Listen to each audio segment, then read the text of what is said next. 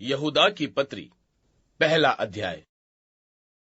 यहूदा की ओर से, जो यीशु मसीह का दास और याकूब का भाई है, उन बुलाए हुओं के नाम जो परमेश्वर पिता में प्रिय और यीशु मसीह के लिए सुरक्षित हैं, दया और शांति और प्रेम तुम्हें बहुतायत से प्राप्त होता रहे।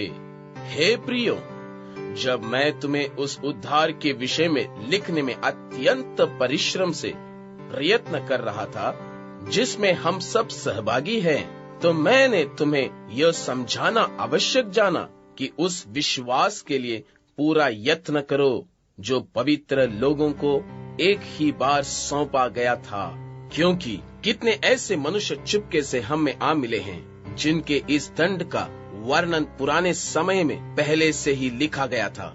ये भक्तिहीन है और हमारे परमेश्वर के अनुग्रह को लुचपन में बदल डालते हैं और हमारे अद्वैत स्वामी और प्रभु यीशु मसीह का इनकार करते हैं। पर यद्यपि तुम सब बात एक बार जान चुके हो, तो भी मैं तुम्हें इस बात की सुधि दिलाना चाहता हूँ कि प्रभु ने एक कुल को मिस्र देश से छुड़ाने के बाद विश्वास न लाने वालों को नाश कर दिया। फिर जिन स्वर्गदूतों ने अपने पद को स्थिर न रखा वरन अपने निज निवास को छोड़ दिया, उसने उनको भी उस भीषण दिन के न्याय के लिए अंधकार में जो सदा काल के लिए है बंधनों में रखा है। जिस रीति से सदोम और अमोरा और उनके आसपास के नगर जो इनके नाई व्यभिचारी हो गए थे और पराये शरीर के पीछे लग गए थे, आग के अनंत दंड में पड़कर दृष्टांत ठहरे हैं, उसी रीति से ये स्वप्नदर्शी भी अपने अपने शरीर को अशुद्ध करते और प्रभुता को तुच्छ जानते हैं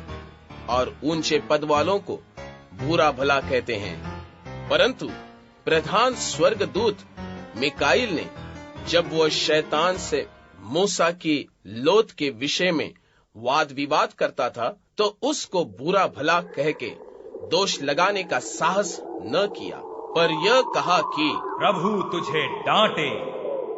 पर ये लोग जिन बातों को नहीं जानते उनको बुरा भला कहते हैं, पर जिन बातों को अचेतन पशुओं की नाई स्वभाव ही से जानते हैं, उनमें अपने आप को नाश करते हैं।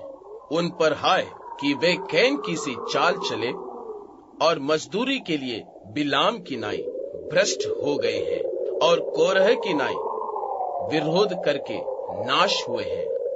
ये तुम्हारी प्रेम सभाओं में तुम्हारे साथ खाते पीते समुद्र में छिपी हुई चट्टान सरीखे हैं और बेधड़क अपना ही पेट भरने वाले रखवाले हैं।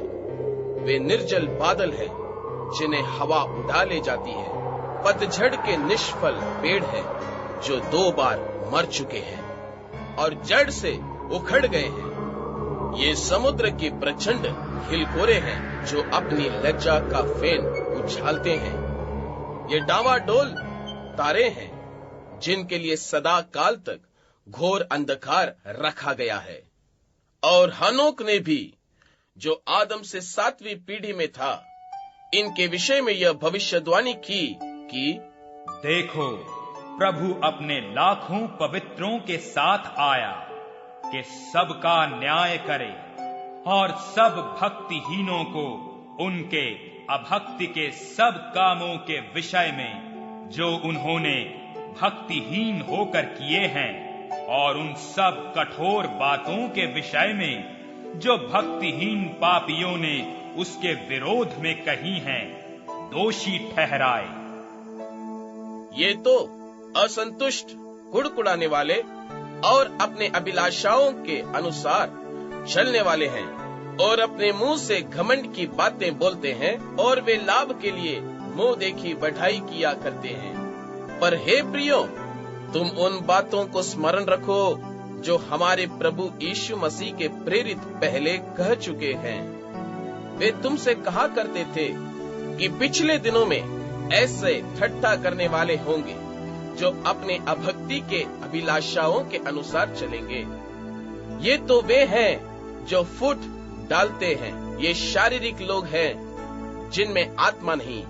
पर हे प्रियो, तुम अपने अति पवित्र विश्वास में अपनी उन्नति करते हुए और पवित्र आत्मा में प्रार्थना करते हुए अपने आप को परमेश्वर के प्रेम में बनाए रखो।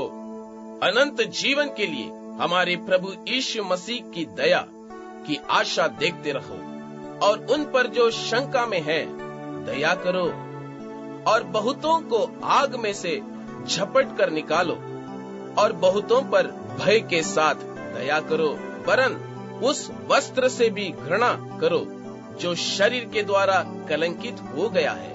अब जो तुम्हें ठोकर खाने से बचा सकता है और अपनी महिमा की भरपूरी के सामने मगन और निर्दोष करके खड़ा कर सकता है, उस अद्वैत परमेश्वर हमारे उद्धारकर्ता की महिमा और गौरव और पराक्रम और अधिकार हमारे प्रभु यीशु मसीह के द्वारा जैसा सनातन काल से है, अब भी हो और युगान युग रहे। आमीन।